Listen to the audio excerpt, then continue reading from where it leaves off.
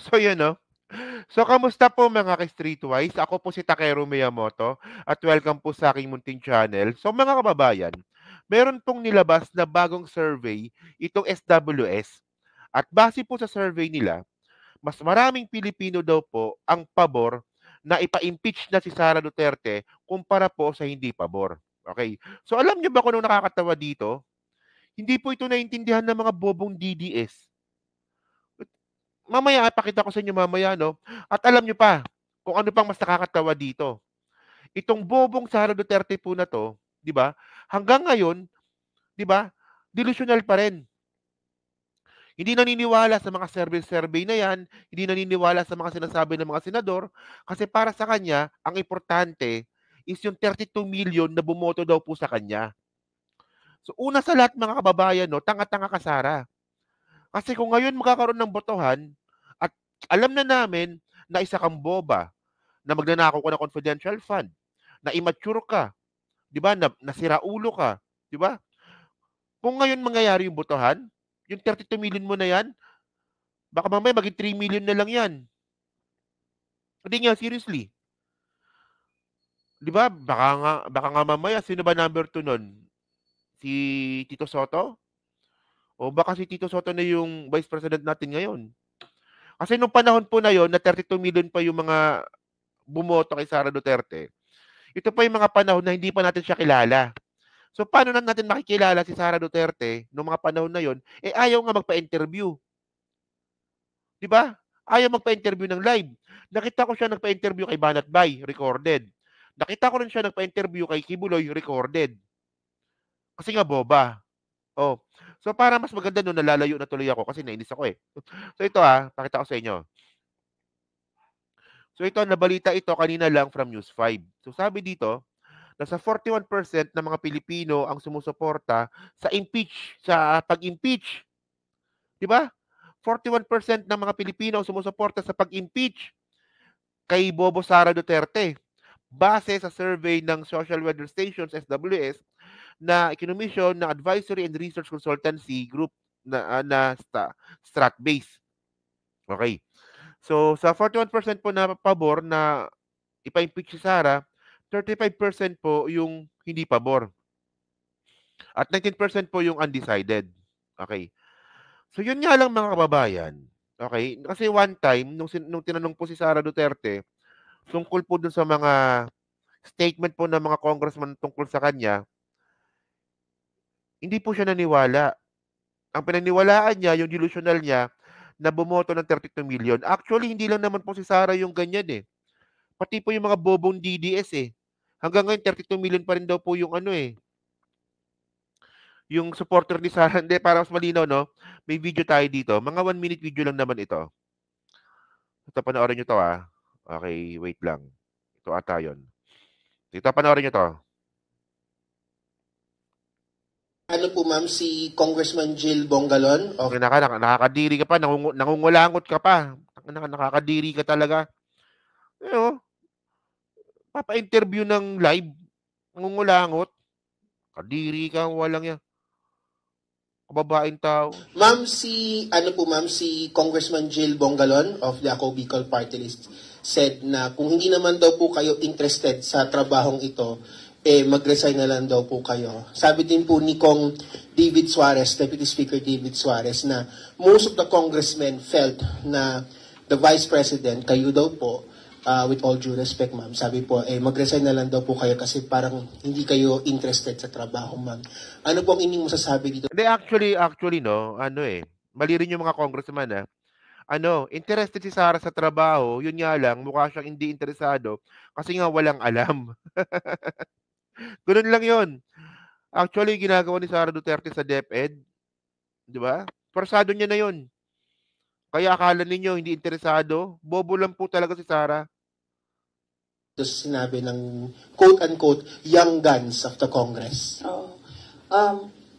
Actually, kung mapapansin nyo, hindi ako nakikipag-usap sa kanila. Nakikipag-usap lang ako kay Zaldico at kay Martin Romualdez. Pero pagbibigyan kita, Ren? Yes, pagbibigyan kita. Itong inong to, no? Napaka-entitled talaga. Napaka-entitled talaga, no? Hindi ako nakikipag-usap sa kanila pero pagbibigyan kita. So thank you. thank you, sumagot ka. Paka-entitled talaga nito, no? Ganyan po talaga pag spoiled brat. Paka-entitled nito. Oh. Gusto nila mag-impeachment, diba? So apparently, pakiramdam ko at sa tingin ko sa mga nangyayari, wala silang kaso for impeachment. Kaya sila nandyan. Actually, meron na. Dati wala pa, ngayon meron na. Kaya sila sige hanap ng kung ano ang gagamitin nila.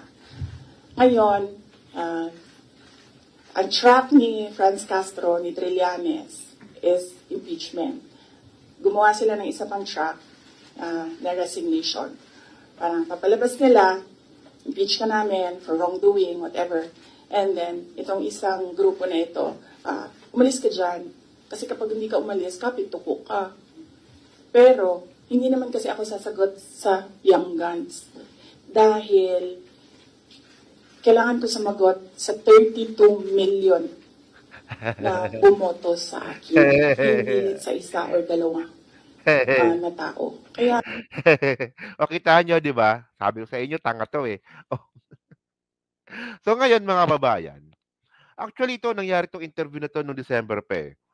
Pero mga babayan, ang gusto ko lang sabihin dito, na naniniwala ka pa rin na 32 million yung bumoto sa'yo. Ako, parte ako ng 32 million.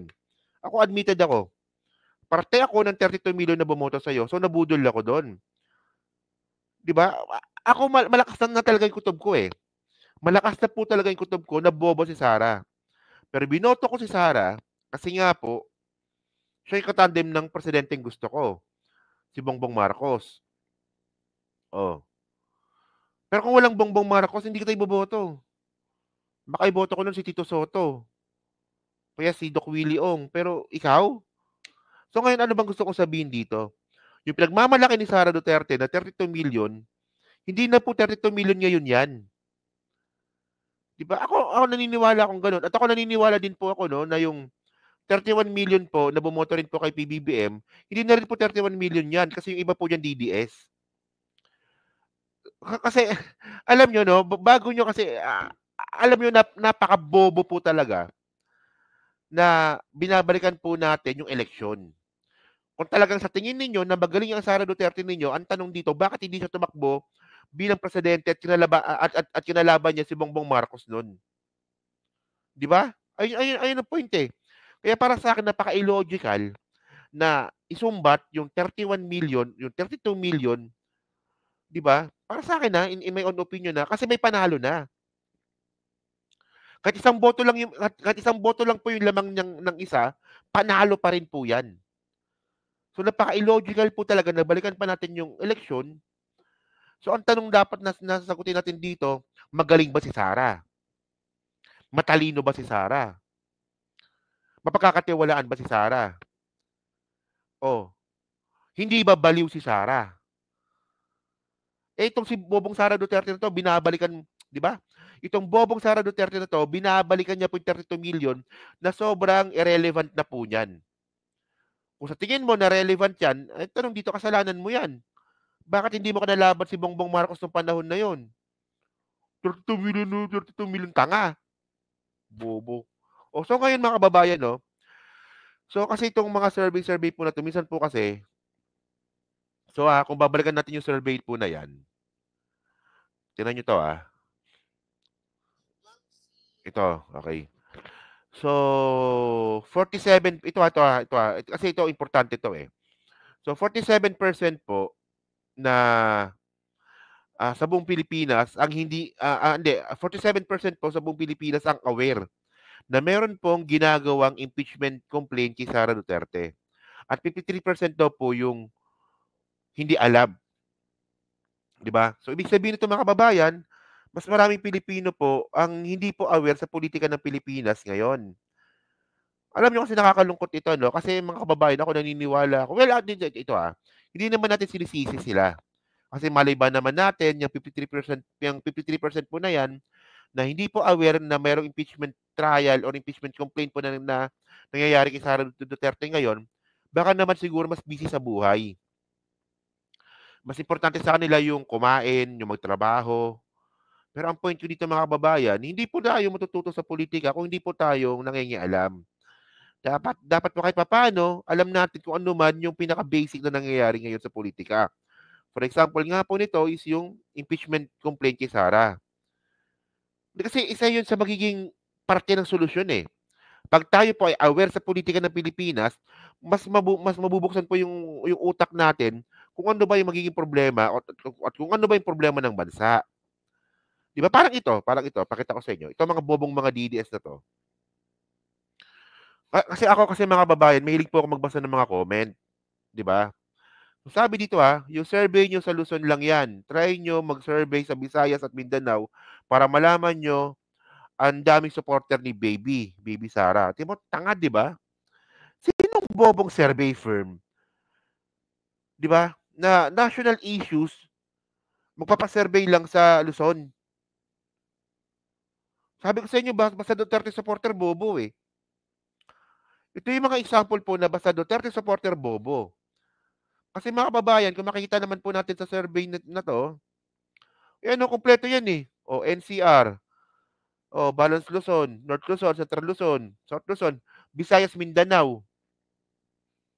Nasabi nyo bakit mas marami sa Luzon? Siyempre, mas marami sa Luzon. Mas maraming tao sa Luzon kumpara sa Visayas at Mindanao eh. Di ba? Bobo lang. Huwag nyo namang pangalandakan yung kabobohan ninyo, kayo mga DDS kayo. Alam na namin mga bobo kayo, pero pinapangalandakan nyo pa sa social media na bobo kayo. Parang ito pang isa. May comment pa dito isa eh. Ito nakalagay na sa news article kanina. 41% pabor. 35% hindi pabor. 19% undecided. Pero pagkakaintindi po na isang bobong DDS dito, sabi niya, nag-English pa, bobo naman, di ba? If you think hard, 6 out of 10 or 59% are not supportive of the impeachment or removal. Most likely supporting her all the way for the next elections. Ha? Diba? Linaw-linaw na. Sabi ko sa inyo eh. Ang linaw-linaw ng survey mga kababayan. 41% 41% agree. 19% undecided. 35% disagree. So ano mas marami? Ano mas marami? Di ba? Diyos ko naman, mga bobo talaga mga DDS na to. Sakit nyo sa bangs. Diyos ko kayo, tatanga nyo. So ngayon, ito pa isa. Okay. So base po ito sa survey ng SWS So December 2024 pala ito. So ngayon, meron pa dito nakalagay, ito pa yung mga rason kung bakit nga po gustong ipa-impeach ng mga tao si Sara. So yung unang-una dito, yung confidential fund sa OVP tsaka sa DepEd. 46%, 'di ba? Malaki, 'di ba?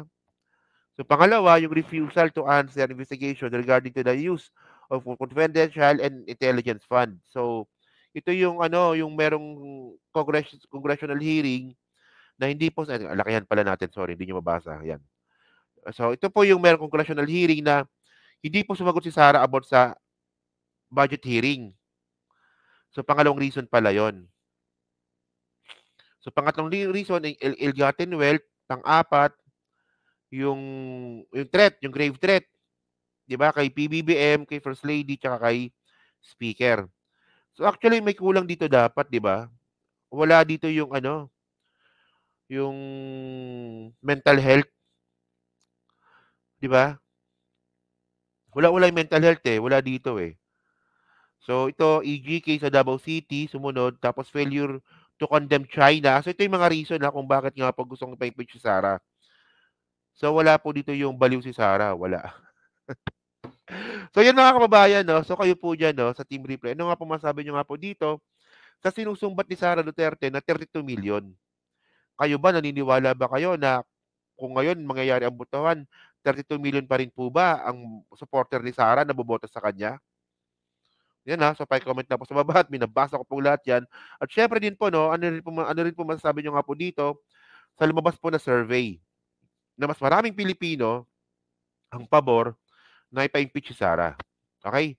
So yan Okay, sa Team Replay ulit, syempre, pa-like po, subscribe. At kung di naman kalabisan, pa-share na rin po ng video po na to. So, kung sa muli po, kita na lang ulit tayo sa susunod nating content. So, thank you, salamat, and bye-bye!